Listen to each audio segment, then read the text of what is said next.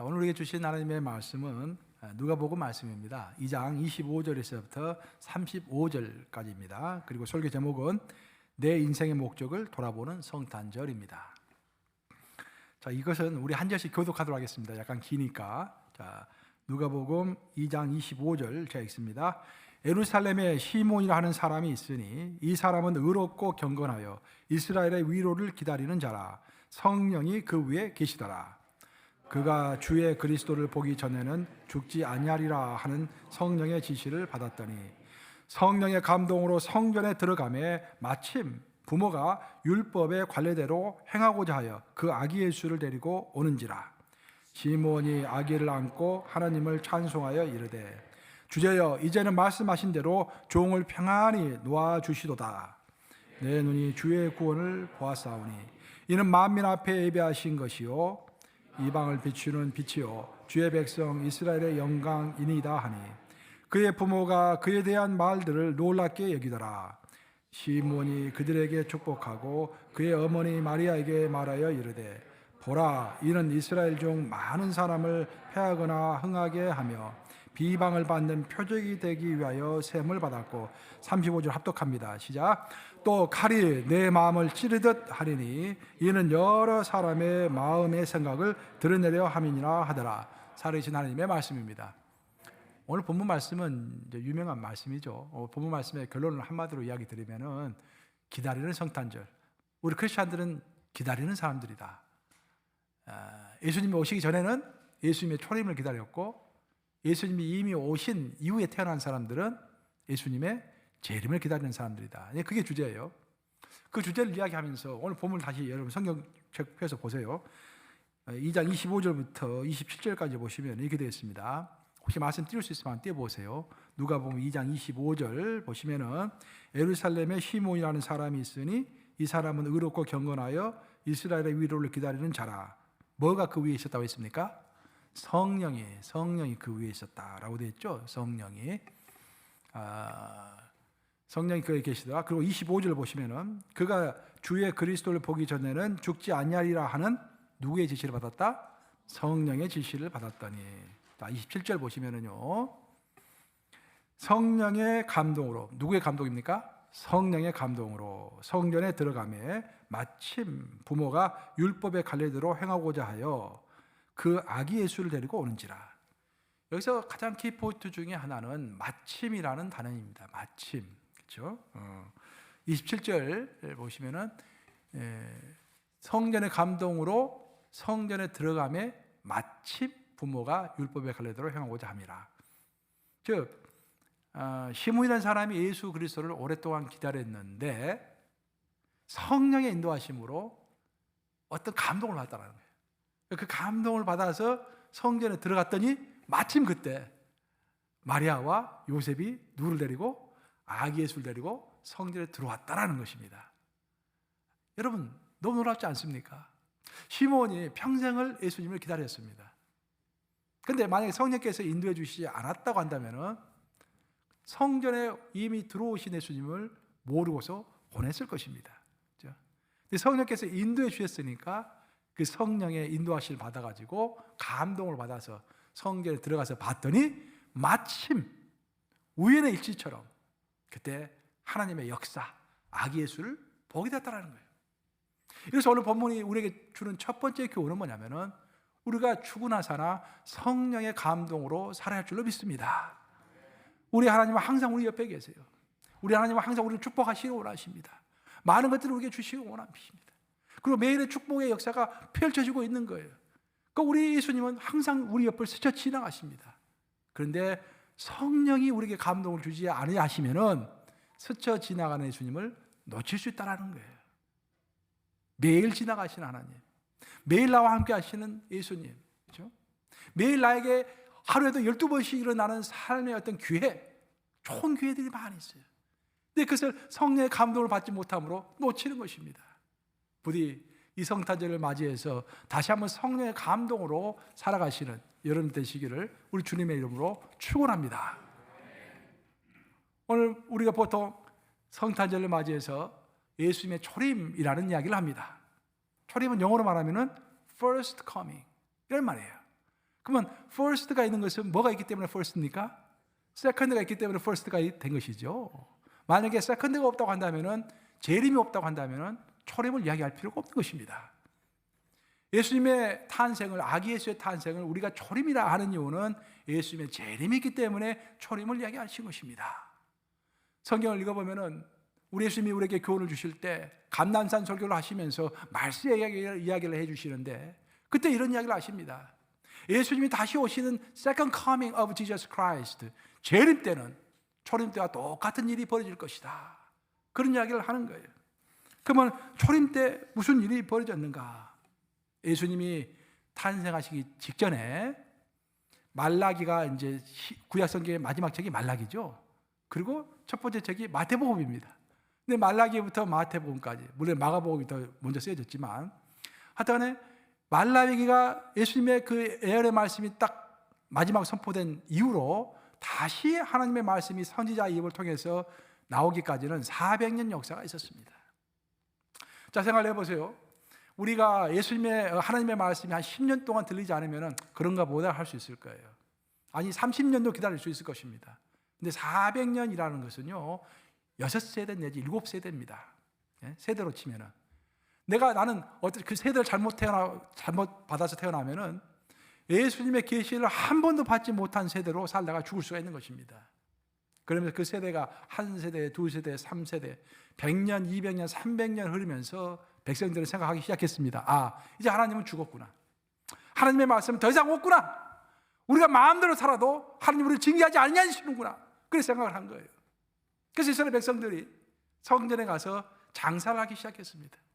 옛날 같으면 감히 상상도 할 수 없는 일입니다. 모세 시대에 어떻게 그들이 성막에 들어가서 장사를 할 생각을 했겠습니까? 근데 하나님이 없다고 생각한 것입니다.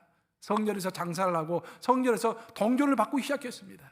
그 동전이라는 것은 원래 성전에서는 일반 백성들이 쓰는 동전을 사용할 수 없었습니다. 성전의 동전만을 사용해야 하는 거예요. 그래서 일반 화폐를 성전에서 예물을 드리기 위해서는 11조를 준다든지 드리려면 그 동전을 바꿔서 헌금을 했어야 하는 것입니다. 그리고 그 희생 제물도 그 동전으로 사는 거예요. 그러다 보니까 동전 장사들이 생겨나기 시작했는데, 더 중요한 것은 뭐냐면은 성경 어디를 읽어봐도 성전에서는 특별한 동전을 쓰라라는 하나님의 율법이 없다라는 것입니다. 누가 만들어냈습니까? 인간이 만들어내는 거예요. 왜 만들어냈습니까? 돈을 벌기 위하여. 왜 성전에서 돈을 벌려고 생각했습니까? 하나님이 없다고 생각했기 때문에. 그런 시대를 살아가고 있었던 것입니다. 그런 암흑의 400년 동안 암흑의 시대, 성전에서 돼지고기를 가지고 하나님께 제사를 드렸던 시대. 물론 돼지고기는 헬라 사람들에게는 신령한 음식이지만 하나님을 믿는 유대 민족에게는 금지된 음식입니다. 감히 그것을 가지고 돼지 머리를 가지고 성전에서 드리면서 제사를 드렸던 그런 시대입니다. 그런 시대에 예수님이 이 땅에서 초림하셨는데, 너무도 조용히, 너무도 겸손하게, 너무도 아무도 예상할 수 없는 때, 그 한밤중에 마구간에서 구유에 누이셨다. 그런 모습으로 이 땅에 탄생하신 것입니다. 그 말은 무슨 말이냐면 말세도 마찬가지다라는 것입니다. 예수님의 second coming of Jesus Christ, 예수님의 재림도 마찬가지다라는 것입니다.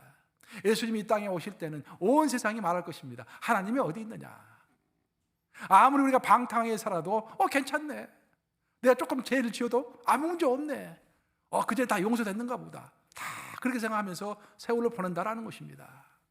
많은 사람들 그렇게 생각하겠죠. 내가 큰 죄를 범했는데 내가 지금 한 40년 살았는데도 나에게 아무 문제가 벌어지지 않아. 이제는 용서가 됐구나 라고 잊어버리는 것이 인간입니다. 하지만 하나님은 잊지 않지요. 잊어버리지 아니하시고 우리의 행위책에 다 적는다고 되어 있습니다. 요한계시록을 읽어보면 생명책과 행위책이 있는데, 생명책은 단수입니다. 생명책, 북입니다. 북 of life 한 것이에요. 근데 행위책은 복수입니다. 그 말은 모든 사람은 자기의 행위책을 갖고 있는 거예요. 생명책에는 영원한 구원을 받는 자들의 이름이 다 적어져 있습니다. 그 행위책에 이름이 없으면 우리는 천국에 들어가지 못하는 거예요. 모세가 하나님께 기도할 때, 주님, 나를 생명책에서 제하시고 내 민족을 살려주시옵소서, 그렇게 기도했죠. 바울도 그렇게 기도했습니다. 생명책에서 내 이름을 제하실 망정 내 민족을 살려주시옵소서. 정말 대단한 열정입니다. 내가 지옥 가더라도 내 민족을 살리겠다는 저 대단한 그 사랑이죠. 그 말할 때 그 생명책에 우리의 이름이 있을 줄로 믿습니다. 근데 생명책으로 끝나는 것이 아니라 행위책은 우리 각자에게 다 행위책이 있는 거예요. 김철수 행위책에 그가 행한 모든 것들이 다 기록되는 것입니다. 우리는 잊어버리고 제일 큰 죄를 범하고 40년이 흘렀다 해가지고 이제는 괜찮겠지, 다 용서받았다라고 생각하지만 다 기록되어 있는 거예요. 그래서 모든 세상 사람들이 이제는 하나님이 없고 내가 행한 대로 마음대로 해도 괜찮다 그렇게 생각하면서 교회 예배가 무너지고 도덕이 무너지고 평화가 무너지고 모든 선한 것들이 다 무너진 그때 초연하게 갑자기 바람처럼 아무도 예상하지 못한 그때에 우리 예수님이 백마를 타고 이 땅에 재림하신다라는 그런 이야기인 것입니다. 그래서 우리는 성탄절이 아침이 되었는데요, 성탄절은 두 가지를 생각하는 것입니다. 첫째는 이미 오신 예수님의 초림을 기념하는 것, 그리고 앞으로 오실 예수님을 기대하는 것, 이 두 가지를 하는 것이 성탄절의 의미일 줄로 믿습니다. 기독교는 단순한 과거만 붙잡는 종교가 아니에요. 어느 종교처럼 그냥 과거만 드립하는 그런 종교가 아닙니다. 왜? 우리 기독교를 이끄시는 성령 하나님은 지금도 살아계셔서 우리가 동행하는 하나님이시기 때문입니다. 우리에게는 과거도 중요하지만 하나님께서 시내 산에서 모세에 주신 율법도 중요하고 예수님께서 갈릴리 바닷가에서 선포하신 그 말씀도 중요하지만 또한 지금 현재 살아계셔서 성령으로 함께 하시면서 현재 나를 이끌어 주시고 미래에 약속한 것을 성취하시는 하나님, 현재와 미래가 중요시 여겨지는 종교가 바로 우리 기독교인 것입니다. 그래서 우리는 성탄절을 맞이해서 이미 2000년 전에 오신 예수님만 기념할 것이 아니라 앞으로 재림하실 예수님을 기대하고 그 앞으로 오실 예수님 앞에서 내가 현재를 어떻게 살 것인가 고민하고 기도하고 생각해 보는 것이 필요할 줄로 믿습니다. 오늘 본문을 보시면은 평생을 이제 기다리다가 살아갔던 한 인물이 나옵니다. 그게 바로 시몬입니다. 시몬은 성령을 통해서 너가 예수님의 메시아가 오는 것을 보리라라는 그런 약속을 받았어요. 그 약속을 받고서 오늘 본문 1절을 읽어보면은 그는 예루살렘에서 평생을 살았다라고 되어 있습니다. 예루살렘을 떠나지 않았다라는 것입니다. 한 장소에서 그러니까 이리저리 그냥 마음 흔들려가지고 요지부동하지 않고 이리저리 흔들리는 것이 아니라 그 한 장소 정해진 곳에서 살면서 오랫동안 하나님의 때를 기다렸습니다. 그의 기다림은 그냥 막연한 기다림이 아니라 목적이 있었던 기다림인 것입니다. 그 목적은 예수님을 만나는 것이었습니다. 그리고 그는 그 만남, 그 오랫동안 예루살렘을 떠나지 않고 한 장소를 지켰던 결과 아주 오랜 세월이 지난 다음에 30절을 보시면은 내 눈이 주의 구원을 보았사오니 라고 고백하면서 드디어 그의 목적을 성취하게 되는 것입니다. 시몬의 이야기가 나오고 나서 곧바로 뒤에 나오는 이야기가 여러분 잘 아시는 안나의 이야기입니다. 우리 와이프의 영어 이름이 안나입니다. 기도의 사람. 우리 와이프 기도 열심히 하니까. 안나의 사람. 그녀는 결혼한 지 7년 만에 남편을 잃었습니다. 남편이 이제 별세를 했어요. 그리고 84년 동안 홀로 가부로 살았습니다. 나이가 얼마나 많겠어요. 시집을 이제 뭐 한 10대에 갔겠죠. 그 당시 빨리 갔으니까. 그러다가 7년 살고 그 후에 또 84년을 살았으니 나이가 많이 먹었습니다. 그녀는 성경을 떠나지 아니하고 주야로 금식하면서 기도했다고 했습니다. 그래서 그녀가 오랫동안 그렇게 살면서 한 가지 소원을 가지고 그렇게 오랫동안 성전을 떠나지 아니하고 주야로 기도를 했는데 그녀의 목적은 아기 예수, 즉 앞으로 태어날 메시아를 보는 것이었습니다. 이렇게 시몬의 이야기와 안나의 이야기는 모두 어떻게 보면 사소한 개인적인 이야기일 뿐입니다.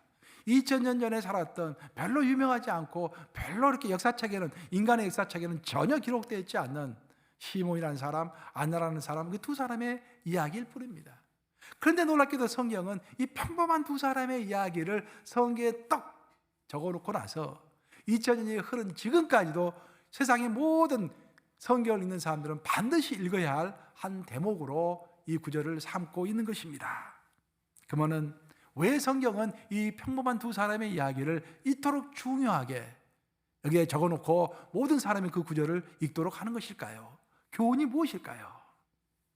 그것은 사람은요, 오래 사는 것이 중요한 것이 아니라 진실로 예수님을 만나고 죽는 것이 중요하다라는 것을 교훈하기 위하여 성경에 기록되어 있는 것입니다. 우리가 단지 100세를 살면 뭐합니까, 여러분? 150세를 살면 뭐합니까? 우리가 보통 80이 넘으면 병원에 자주 간다고 합니다. 의료보험의 모든 비용, 대부분 비용이 80세 이상 때문에 이제 발생한 비용이라고 그래요.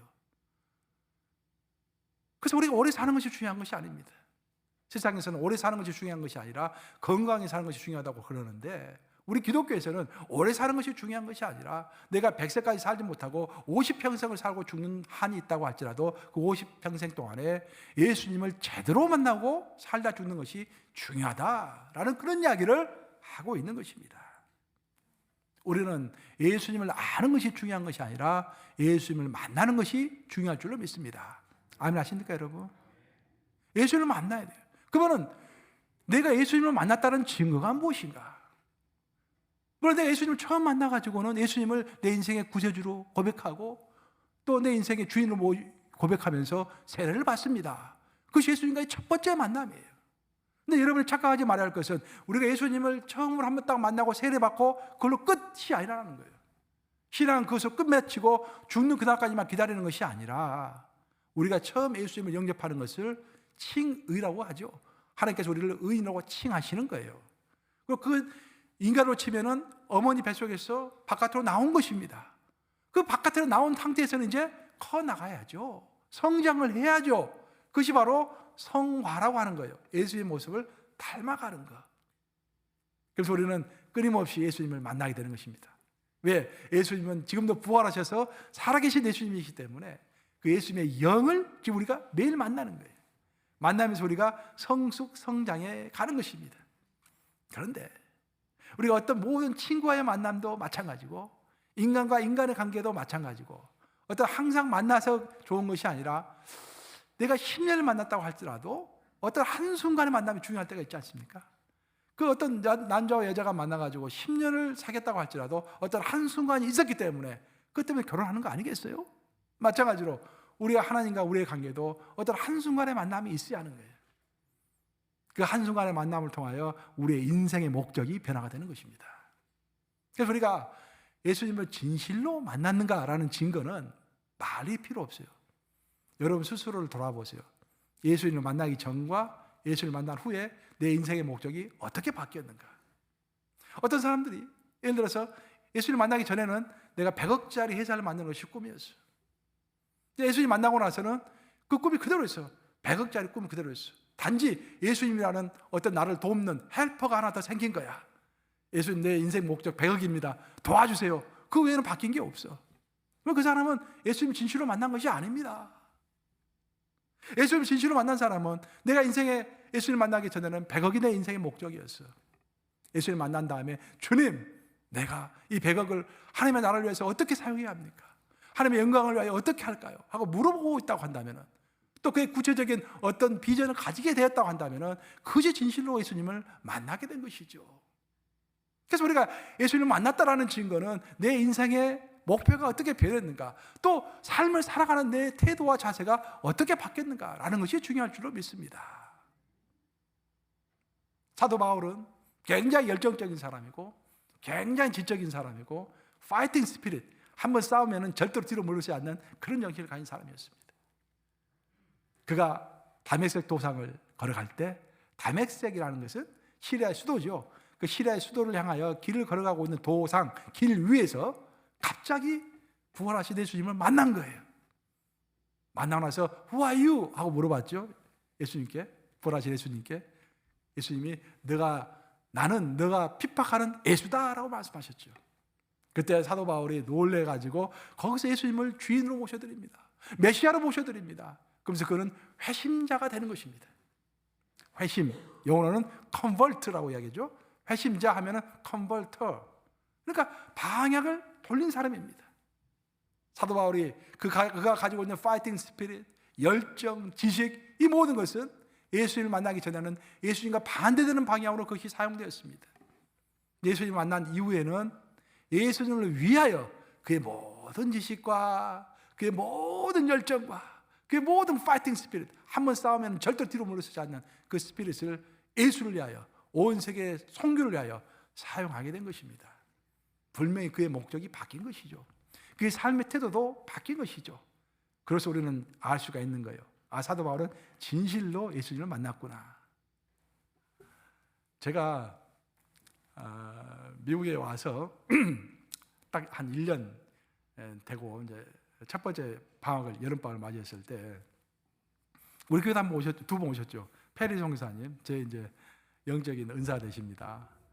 인도네시아에서 한 10년 넘게 선교하시다가 이제 미국으로 돌아오셔가지고 그분은 이제 코넬 대학교에서 거기서 이제 학위를 받으셨으니까 거기서 교직원으로 계셨고 저는 시라큐스에 있었기 때문에 일주일에 한 번씩 만났어요. 이렇게 계속 잘 이렇게 지도하시고.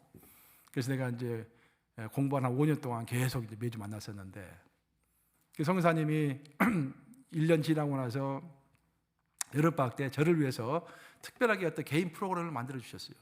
그것은 뭐냐면은 그분의 개인 네트워크를 통해서 미국에서 경건한, 그분이 알고 있는 경건한 크리스찬들에게 다 연락을 해가지고 한국에서 온 청년이 찾아갈 거니까 하룻밤 재워주고 교제하시오라고 해가지고 프로그램을 만들어준 거예요. 그래서 한두 달, 2달까지는 안 되고 한 달 좀 넘게 제가 미국 전체를 이렇게 돌아다녔습니다.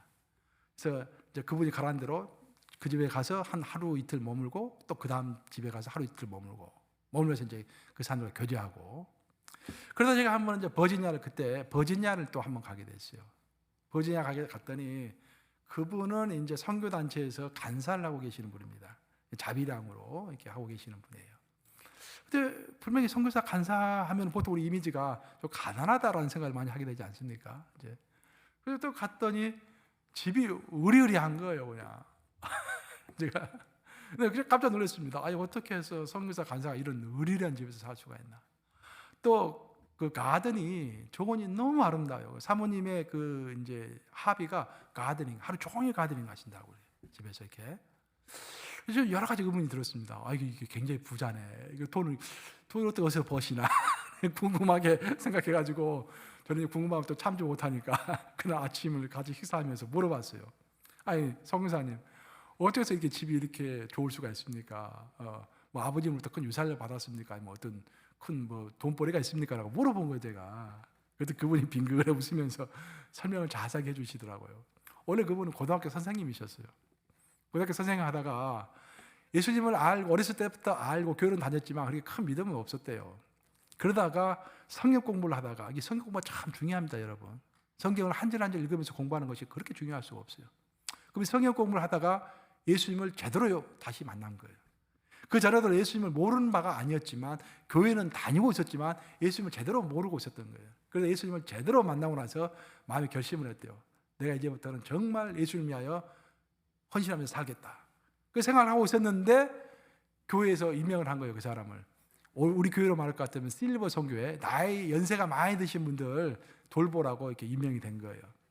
그래서 마음의 결단을 하고 진실로 내가 정성껏 돌봐야겠다라고 그 노인들을 잘 돌봤대요. 그러다가 어떤 한 분이 돌아가시게 됐어요. 평범한 분이셨어요. 둘이 뭐 친한 사이도 아니었대요, 그냥. 근데 그분이 돌아가시면서 알고 봤더니 큰 갑부였던 거예요, 그분이. 그래서 그분이 유산을 이제 남기면서 집 2채를 기증을 했는데, 한 채는 교회에다 기증을 하고 한 채는 그분에게 기증을 한 거예요. 그분이 그 집에서 살게 된 거예요. 집이 어마어마해요. 으리으리한 거예요. 그걸 받고 나서 그 분이 너무 감격을 해서 하나님이 이렇게 또 축복하시는구나 해서 교사직을 그만두고 이제 연금을 받으면서 자비량으로 이제 대학생들을 이렇게 캠퍼스 가서 선교하는 그런 일을 하시는 것입니다. 그분의 축복이 어디서 왔을까요, 여러분? 그분이 하나님을 제대로 한번 만난 거 아니겠습니까? 성경 공부를 하면서 제대로 예수님을 만나면서 마음의 결단을 한 거예요. 내가 예수님을 위하여 살리라. 그럼 어떻게 살까? 뭐 거대한 계획을 세우지 않았습니다. 현재 자기가 있는 교회에서 자기가 맡은 본분, 그것을 한번 제대로 한번 해봐야겠다. 그게 결심을 한 거예요. 그걸 누가 알아줬겠습니까? 다른 사람한테 말도 안 했겠죠. 혼자 결단하고 그렇게 열심히 한 거죠. 그 결과는 놀라운 결과였습니다. 저는 우리 인생을 생각할 때마다 삼손의 이야기가 많이 생각납니다. 삼손의 마지막 구절이 이렇게 되어 있죠. 16장에 보시면은 30절에 한번 같이 읽어볼까요? 있습니다. 시작. 삼손이 이르되 블레셋 사람과 함께 죽기를 원하노라 하고 힘을 다하여 몸을 굽히매 그 집이 곧 무너져 그 안에 있는 모든 방백들과 온 백성에게 덮이니 삼손이 죽을 때 죽인 자가 살았을 때 죽인 자보다 더욱 많았더라 라고 되어 있습니다. 삼손은 태어날 때부터 나시린이었습니다. 하나님만 위해서 살아가는 그런 존재였습니다. 그 하나님은 삼손에게 특별한 힘과 능력을 주셨습니다. 왜? 그에게는 사명이 있었기 때문입니다. 하나님께서 삼손에게 주신 사명은 블레셋 족속으로부터 이스라엘 민족을 지키는 사명이었습니다. 그래서 블레셋 족속들을 다 물리치고 그들의 동족인 이스라엘 백성들을 보살피고 보호하라고 삼손에게 특별한 능력을 줬는데 삼손은 타락해서 너무 교만해서 하나님께서 주신 그 능력을 자기의 쾌락과 자기의 안위와 자기를 위해서만 사용한 것입니다. 그리고 그의 결과는 블레셋 사람들에게 잡혀가지고 눈이 다 뽑힌 채로 노예가 되어가지고 물맷돌을 돌리는 그런 사람이 된 거예요. 그 처참한 상황 가운데서 삼손이 자신의 인생을 돌아봅니다. 후회합니다. 회개합니다. 내가 내 하나님께 주신 특별한 재능을, 그 특별한 힘을 나만을 위해서, 내 쾌락을 위해서 사용하다가 이 모양 이 꼴이 되었구나. 그리고 진실하게 하나님께 기도합니다. 여러분, 진실은 항상 통합니다. 눈물과 눈물은 통하는 거예요. 그러니까 우리가 어떤 관계도 그런 관계가 아니면 아예 말 안 하면 되지만 말할 관계는요, 눈물을 흘리면 사실 모든 게 회복이 되죠, 사실은. 삼손은 눈물을 흘리면서 하나님 앞에 기도했습니다. 주님, 내가 사명 감당하지 못하고 이렇게 살다가 죽게 생겼습니다. 저를 불쌍히 여겨 주시옵소서. 한 번만 내 능력이 회복되게 해 주시옵소서. 내가 죽더라도 사명 감당하고 죽을 수 있도록 아버지 도와주시옵소서. 마지막 기도를 하죠. 하나님께서 알았다 하더라 하고 한 번 더 능력을 주시는 거예요. 그래서 삼손이 다곤 신전에서 어떤 제삿날에 그 나라의 방백들, 귀족들이죠. 가장 똑똑한 방백들이 신전에 다 모였을 때 그 다곤 신전 그 기둥, 그 두 기둥을 손으로 밀쳐가지고 무너지게 하고 다곤 신전이 무너짐으로 삼손이 살았을 때 죽였던 블레셋 사람의 숫자보다도 그가 죽을 때 죽였던 블레셋 사람들의 숫자가 더 많아졌다라는 놀라운 이야기가 성경에 나오고 있는 것입니다. 제가 여기서 여러분들의 이야기 들고자 하는 것은 만약 삼손이 자기의 인생의 목적을 아예 잊어버렸다고 한다면 그런 하나님 앞에서 그런 기도도 드리지 않았을 것입니다. 아마 기도가 이런 내용이었겠죠. 하나님, 제가 그냥 적당히 무사하게 살다가 건강히 살다가 죽게 해주시옵소서. 이 노예 생활로부터 해방되게 해주시옵소서. 그런 기도를 했겠죠. 하지만 삼손은 인생의 목적을 알았죠. 하나님께서 자신에게 주신 인생의 목적은 블레셋 족속들을 물리치고 자기의 동족을 살리는 것이 그의 인생의 사명이고 목적이었습니다. 사명과 목적을 알았기 때문에 눈물을 흘리면서 주께 기도한 것입니다. 저는 삼손의 이야기를 보면서 그런 생각도 해봅니다. 우리 인생에서 가끔씩 어려운 일이 터지고요, 눈물 나는 일이 터지고 정말 힘든 일이 터지지 않습니까? 그것도 하나님의 섭리일 줄로 믿습니다. 우리를 사랑하기 때문에 그런 어려운 일들이 와봐야만이 내가 왜 사는가, 무엇을 위해서 사는가, 내가 이제까지 잘 살아왔던가 한번 돌아보면서 생각해 볼 시간이 있을 거 아닙니까? 모든 것이 형통하고 잘 돌아가고 그러면은 내가 잘 살고 있는가 보구나 착각하다가 금방 죽을 수도 있는 것입니다. 삼손은 그 어려운 일을, 정말 눈물 나는 일을 당했기 때문에 자기 인생을 돌아보면서 하나님께 기도했고 놀랍게 하나님의 기도에 응답의 역사를 받으면서 자신의 사명을 완수하고 죽을 수 있었던 것입니다. 종교개혁가이며 우리 개신교의 창시자인 마틴 루터는 그런 이야기를 했습니다. 성탄절에는 세 가지의 기적이 있다. 첫 번째 기적은 하나님이 우리처럼 육신을 입고 이 땅에 태어난 것이 기적이요. 두 번째 기적은 동정녀가, 처녀가 성령의 인도하심으로 아기를 잉태한 것이 기적이요. 세 번째 기적은 마리아가, 그 14세밖에 안 되는 그 마리아가 그 모든 엄청난 사건들을 다 순종함으로 받아들였다는 것이 기적이다 하고 세 가지 기적을 이야기했습니다. 근데 저는 이 세 가지 기적에다가 한 가지를 더 하고 싶습니다. 그것은 2000년 전에 시므온과 안나라는 그 평범한 사람이 자신의 사명을 바꿔서 예수를 만나리라는 그 약속을 바꿔서 요지부동 자기 자리를 끝까지 지키면서 예루살렘을 떠나지 아니하고 성전을 떠나지 아니하고 그 누가 뭐라 할지라도 자기 자리를 평생 지키면서 기어이 예수님을 만났다라는 것이 기적일 줄로 믿습니다. 저는 그것이 네 번째 기적이라고 믿는 거예요. 제가 언제 신문을 봤더니 의사가 그런 칼럼을 썼더라고요. 겨울이 되면은 여러분들 조심하래요. 겨울이 되면 날씨가 춥잖아요. 그러니까 주로 집안에 있기 마련 아닙니까? 집안에 오래 있으면은요, 첫 번째로 면역력이 떨어진다고 합니다. 움직이지 않으면. 그러니까 두 번째 더 위험한 것은 우울증이 생긴다고 그래요. 요즘 우울증이 굉장히 많은지 아시죠? 우울증이 굉장히 많습니다. 거의 10% 됩니다. 전 인구에. 예. 심각할 정도의 우울증이. 약을 먹고 해야 할 우울증이 10%입니다. 10%. 그런데 이제 그 모든 원인이 햇볕을 쬐지 않기 때문이라는 거예요. 그 사람 따르면은. 그래서 겨울일수록 아무리 추워도 바깥에 나가가지고 하루에 30분 정도는 햇볕을 쬐면서 걷는 게 필요하다라고 그렇게 얘기하고 있습니다. 그러면 이제 심신이 다 회복된다라는 거예요. 제가 러시아에 선교여행을 갔을 때 제가 보니까 제가 그 선교사님한테 그런 얘기를 들은 적이 있어요. 러시아는요, 여름이 되면은 나라에서 모두 국민들에게 여름 별장을 하나씩 줬대요. 여름 별장을. 여름 별장이 다 하나씩 있대요. 그러면 여름 되면은 보통 한 달 정도 휴가를 준대요. 러시아는. 그 사람들이 한 달 동안 햇볕만 쬐는 거예요. 왜 그러냐? 러시아는 예를 들어서 모스크바 같은 데 가면은요, 겨울이 되잖아요. 겨울이 되면은 낮이 없습니다. 태양이 아예 안 뜹니다. 3개월 내내 어두운 거예요. 얼마나 힘들겠어요, 여러분들. 그리고 비타민 D도 섭취 못하고 햇볕도 보지 못하고. 그래서 사람들이 햇볕 보기를 그렇게 갈구한다라는 거예요. 햇볕을 너무너무 좋아하고 너무너무 사모한다라는 거예요. 나는 그 이야기를 들으면서 우리 예수님은 뭡니까? 빛이시죠? 예수님 빛이신 거예요. 이 러시아 사람들이 햇볕을 그렇게 사모하고 갈구하듯이 나는 우리 예수님, 빛 대신 예수님을 그렇게 사모하고 갈구하고 있는가? 그런 생각도 해보게 되는 것입니다. 이렇게 러시아 사람들이 햇볕을 간절히 사모하듯이 우리 또한 빛 대신 예수님을 간절히 사모할 줄로 믿습니다. 우리가 진실로 간절히 예수님을 사모할 때 예수님의 빛이 우리의 마음과 육체와 영혼을 채워주실 것을 믿습니다. 사실 예수님과의 만남은 초라한 자를 위대하게 만듭니다. 오늘 보면은 시므온도 그렇고 안나도 그렇고 그렇게 뛰어난 사람들이 아니었죠.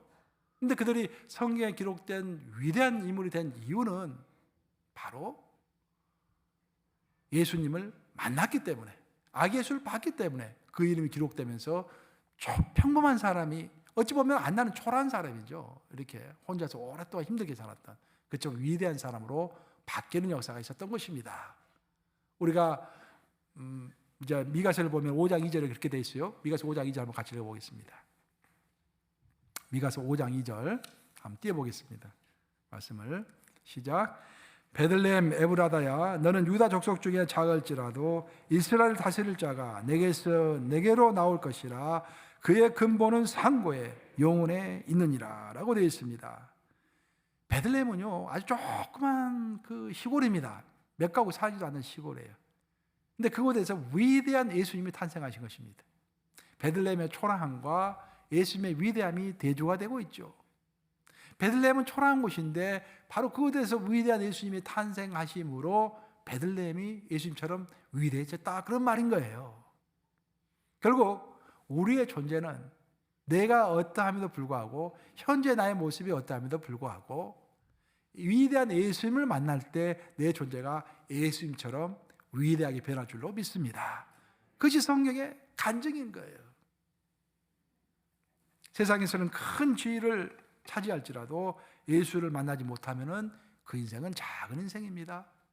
근데 세상에서는 아무리 초라하고 사람들이 알아주지도 않고 사람들이 무시하고 그런다 할지라도요, 내가 예수님을 만나고 진실로 예수님을 만났다고 한다면 나는 위대한 사람인 것입니다.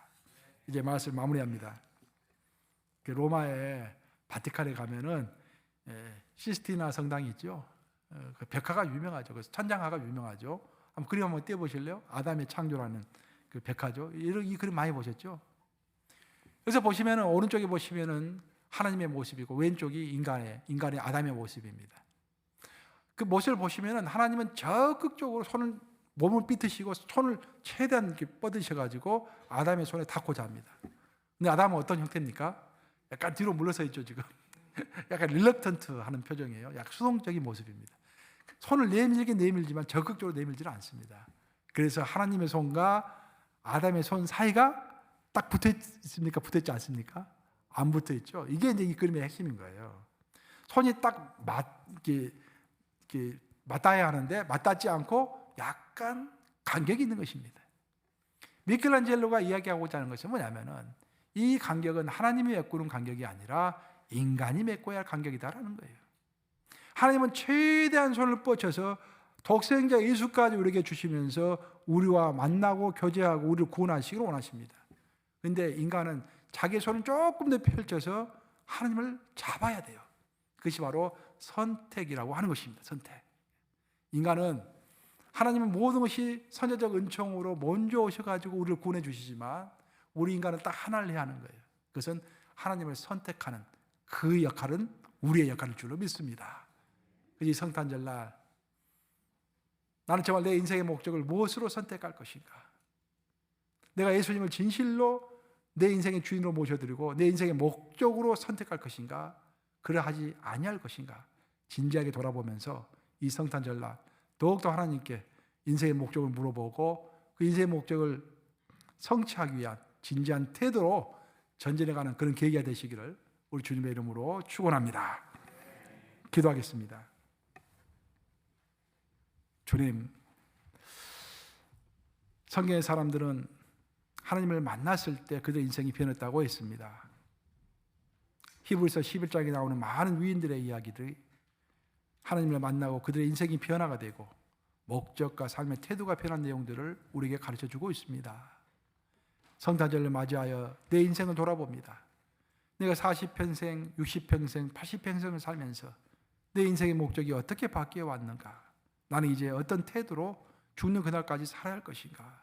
묻는 저희들에게 답변해 주시옵소서. 아버지, 우리가 우리 앞에 놓여 있는 나의 선택을 주저함 없이 하나님을 위하여 선택할 수 있도록 인도하여 주시고 내 인생 어찌하든 간에 주님 앞에 가는 그날까지 정말 하나님의 영광을 위하여 살다가 착하고 충성된 종아 잘했다라는 그런 칭찬 들을 만한 그런 삶을 살다가 주 앞에 갈 수 있도록 저를 인도하여 주시옵소서.